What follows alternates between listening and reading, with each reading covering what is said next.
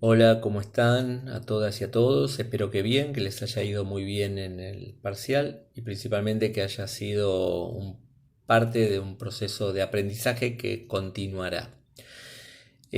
Bueno, esta segunda parte de la cursada, tanto en teórico como práctico, vamos ya a ver patologías y la primera que vamos a ver, según está en el DSM-4, en el DSM-5, es trastorno obsesivo compulsivo. Y también vamos a ver personalidad obsesiva compulsiva. Ustedes lo tienen bien detallado en la bibliografía, ya no en el manual, pero principalmente en la bibliografía y en el PowerPoint. Así que voy a hacer algunas aclaraciones y poner algún ejemplo de la clínica para que quede más claro. Les recomiendo a partir de ahora, tanto de teórico como de práctico, que busquen, no digo que compren porque está todo muy difícil económicamente, pero que busquen el manual de casos del DSM-4. Se los recomiendo porque ahí les va a quedar muy claro, no solamente a partir de casos clínicos, la psicopatología de la que se trate, sino que el manual trata también de hacer diagnósticos diferenciales. Quiero decir, se presenta un caso y se dice por qué es eso, por ejemplo, un trastorno obsesivo compulsivo, y no es una psicosis. Bueno, vale la aclaración porque voy a partir de ahí, cuando hablamos de trastorno obsesivo compulsivo o hablamos de una personalidad compulsiva de la personalidad, hablamos de que está dentro del campo de la neurosis. Entonces hablábamos de la neurosis, entonces estamos hablando de conciencia, que hay conciencia de enfermedad, por ejemplo, conciencia de lo que a uno le pasa. El tema es cómo se transita lo que a uno le pasa. Es muy habitual decir, yo tengo un TOC, yo soy medio obsesivo, y bueno, y eso remite en el imaginario popular a una u otras cosas. Ahora vamos a tratar de ser un poco más puntual. Yo mientras tanto miro los PowerPoint como guía. Les podría decir que el tema de las obsesiones fue una obsesión, digamos, para la psiquiatría en su momento, porque para la psiquiatría más tradicional, porque en los inicios de la psiquiatría se creía que la obsesión era una manía y la manía estaba dentro del campo de la psicosis. ¿Y por qué una manía? Porque justamente una persona, por eso de ahí viene lo compulsivo, una persona que tiene rasgos compulsivos, en este caso obsesivo compulsivo, compulsivo quiere decir que no puede dejar de hacerlo, como que mal dicho está obsesionado. ¿Vieron cuando se dice la persona está obsesionada, digamos, ¿no? El tema es que después, bueno, se fue descubriendo, digamos, se fue viendo tanto en la psiquiatría como en la psicología que muchas personas tienen o tenemos algún rasgo obsesivo compulsivo. Ahora vamos a ver un poco eso. Entonces, vamos a hacer una diferencia entre trastorno obsesivo compulsivo y la personalidad compulsiva. eh, de la personalidad. Cuando hablamos de TOC, cuando hablamos de trastorno obsesivo compulsivo, estamos hablando de un trastorno de ansiedad, genera ansiedad. Estamos hablando de conductas, como decía, compulsivas o comportamientos compulsivos. Estamos hablando de comportamientos obsesivos y estamos hablando que el TOC puede llegar a ser un motivo de consulta. ¿Por qué? Porque tiene una característica que es lo egodisontónico. Esto quiere decir que la persona siente ese síntoma, siente esas características como perturbadoras. Y ustedes saben que alguien que consulta a algún profesional o alguna profesional de salud se siente incómodo o incómoda con eso que le pasa. Sabe lo que le pasa, pero no sabe bien por qué le pasa lo que le pasa. Eso genera ansiedad principalmente, más que angustia. Angustia genera cuando eso limita la vida cotidiana de la persona. Eh, por ejemplo, si una persona necesita, yo tenía una paciente que necesitaba, digamos, lavarse las manos constantemente porque tenía miedo al contagio. No estamos hablando de pandemia ni de cuarentena, nada. En otro contexto, digo, ¿no? Me parece que es importante tener en cuenta los contextos. Entonces esta persona, cuando salía, digamos, a trabajar, se lavaba las manos. El tema es que cuando tomaba el colectivo, digamos, subía al colectivo, se tenía que lavar sí o sí las manos. Sentía esa angustia. Lo compulsivo es que no se puede evitar, se le impone, digamos, ya, a veces con angustia, como mandato, digamos, tengo que lavarme las manos sí o sí, y tenía que bajar el colectivo otra vez a, a lavarse las manos en su casa. Bueno, y así llega un momento que con un diagnóstico ya de licencia psiquiátrica, tuvo que tomarse porque no podía salir casi de su casa. Otra cosa es el ritual, porque los TOC o las personas trastorno obsesivo compulsivos tienen rituales. Ritual, por ejemplo, que nos puede pasar a cualquiera de nosotros. Uy, salgo y digo, uy, dejé la hornalla, se van a reír porque seguramente les va a sonar familiar alguna de estas cuestiones. Uy, dejé la hornalla encendida, o vuelvo, uy, cerré bien con llave y vuelvo. Pero eso no me dificulta, digamos, la diaria, o lo que tenga que hacer, digamos, en el día. Eh, entonces, en ese sentido, no podríamos decir que es patológico, digamos, ¿no?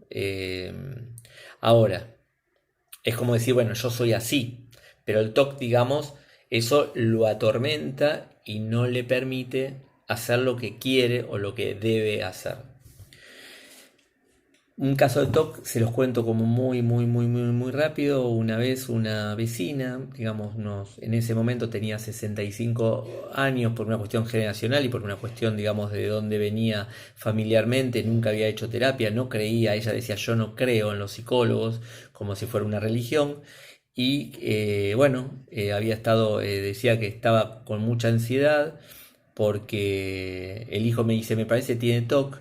Y el tema era el siguiente, digamos, ella tenía miedo en su casa, no salía, no podía salir de su casa a partir de esta situación. Eh, en su casa tenía miedo de contagiarse. ¿De qué? De HIV. ¿Cómo de HIV? Bueno, el hijo tenía HIV. Estaba estabilizado, digamos, estaba bien medicado, no tenía ningún tipo de sintomatología, pero una vez lo que hace el hijo, digamos, él tenía muchos granitos en la cara, digamos, agarra un algodón, se saca un poco, se rompe un granito, tiene un poco de sangre y deja el algodón ahí al lado, arriba de la mesa del televisor. Bueno, ese hecho fue que desencadenó, piensen en las series complementarias, piensen en la neurosis, piensa en el factor desencadenante, desencadenó este trastorno obsesivo compulsivo y esta gran angustia, pero principalmente esta ansiedad por el temor a contagiarse, casi una certeza. Por eso no era una psicosis, porque no era una certeza, pero me puedo llegar a contagiar, me puedo llegar a contagiar. Bueno, la atendí, era una mujer que no podía moverse en la casa, porque decía, si yo me muevo, el algodón por supuesto lo tiré, pero igualmente algo quedó ahí que se irradió, dice ella, en toda la casa. Uno podría pensar, bueno, ¿por qué eso no es algo delirante? Bueno, no lo es. Después, bueno, vamos a ver por qué. El tema es que empezamos a trabajar ese síntoma. Ese síntoma es, más allá, digo, de la patología del trastorno obsesivo compulsivo, ese síntoma de no querer acercarse o de tener miedo de contagiarse. El tema, por supuesto, de la lógica, ella decía, no, yo sé que no me puedo contagiar si el algodón se tiró y todo eso. Bueno, desde un marco psicoanalítico, que es con el que yo trabajo, empecé a hacerle asociar el tema de la sangre, el tema del algodón, etcétera, etcétera. Yo les cuento esto en 3 minutos, casi una falta de respeto al psicoanálisis y al tratamiento que hice o que hizo, digamos, esta paciente. Pero bueno, no es el tema, digamos, específico para que me lleve tanto tiempo, ¿no? Presencial, la clase presencial hubiese sido de otra manera. El tema es que, por eso, yo les resumo, digamos, principalmente 10, 12, 13 meses de tratamiento en 10 minutos. Perdón la falta de respeto. El tema es que, bueno, que la persona empezó a asociar el algodón, la sangre con su sexualidad, una sexualidad bastante particular, bastante conservadora, bastante tabú, bastante limitada, ascética. Y bueno, y a partir de empezar a trabajar el otro costado del síntoma, o sea, la parte inconsciente, ella empezó a aliviarse y empezó a transitar en la casa de otra manera, sin el temor al contagio de una enfermedad que también se transmitía sexualmente. ¿Por qué era un trastorno obsesivo compulsivo? Se había desencadenado un trastorno obsesivo compulsivo porque ella ya tenía una neurosis, digamos, no podría decir una estructura neurótica obsesiva, y se desencadenó a partir de estas cuestiones que la remitían inconscientemente a cuestiones sexuales no resueltas, entre ellas que dice que el día que había menstruado por primera vez había sido, ese día había sido el primer día que había sido abusada sexualmente por su padre. O sea, fíjense en que a partir de lo que hay detrás, en este caso singular, de este trastorno obsesivo compulsivo que fue mejorando y se fue revirtiendo absolutamente después ya de 3 años y medio de tratamiento.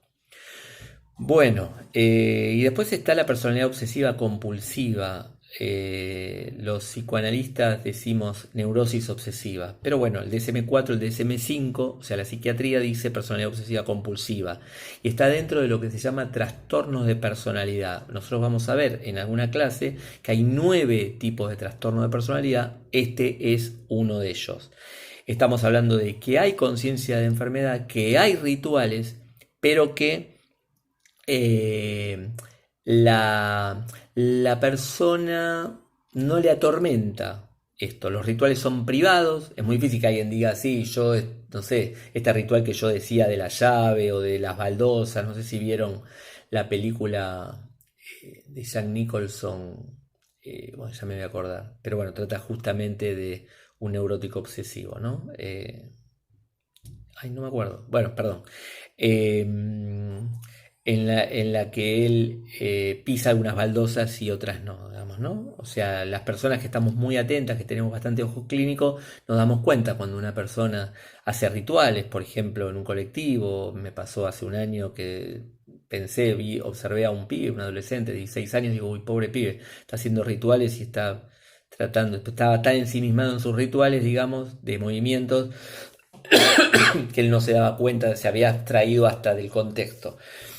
También uno, a veces me dicen en la clase Nadal, no sé si al que le gusta el tenis o vio alguna vez tenis, o fíjense en YouTube cómo saca el saque Nadal, y tiene todo un ritual, digamos, un ritual que le permite jugar en este caso. El tema es que si yo le dijera a esa persona, estoy inventando, digo Nadal, no sé, no lo hagas más, saca de otra manera, probablemente me diga que no, porque eso le puede generar mala suerte, o sea, puedan aparecer supersticiones, o no puedo porque me angustiaría mucho, mejor así, yo así saco mejor, etcétera, etcétera, digamos, ¿no? Y son personas que naturalizan la tendencia al perfeccionismo, a la autoexigencia, a la exigencia, al deber ser. Hay un super yo como muy rígido, muy cruel. Tengo un paciente que creo que les hablé la vez pasada que dice, mi problema es el deber ser. Dice, porque yo por eso tengo que de alguna manera transformarme hasta como en esclavo, o tengo que hacer todo lo que esperan de mí. Yo siempre fui un excelente alumno, un excelente hijo, siempre el abanderado de, y yo le digo, bueno, de lo que querían los otros de vos. Sí, dice, pero es algo que yo no sé, que soy así. A veces me perjudica el deber ser, porque le doy poco espacio a las ganas, al placer, Pero bueno, yo soy así, quiero decir, y de hecho no consulta por ese motivo. Es muy difícil que alguien consulte por el motivo, excepto que la obsesión, digamos que la autoexigencia, en este caso la tendencia al perfeccionismo, al detallismo, le genere alguna dificultad o alguna imposibilidad, digamos, en el ámbito, en algún ámbito en el que se mueve. Si no, no. Entonces, esto que conté está encuadrado, uno en trastornos de ansiedad, otro en trastorno de personalidad, pero estamos hablando de en el que hay obsesiones y hay neurosis. Bueno, cualquier cosa me preguntan en el campus, espero que haya sido claro y recuerden que en el DSM-4 casos clínicos es lo mejor que pueden leer de acá a no solamente el fin de la cursada, sino a toda la trayectoria y todo el recorrido profesional que como futuros y futuras colegas hagan en el campo de la clínica. Bueno, un gusto como siempre, lamentando que no hay clases presenciales y que no existe este ida y vuelta, excepto por escrito. Pero bueno, les mando un abrazo y a cuidarse. Chao.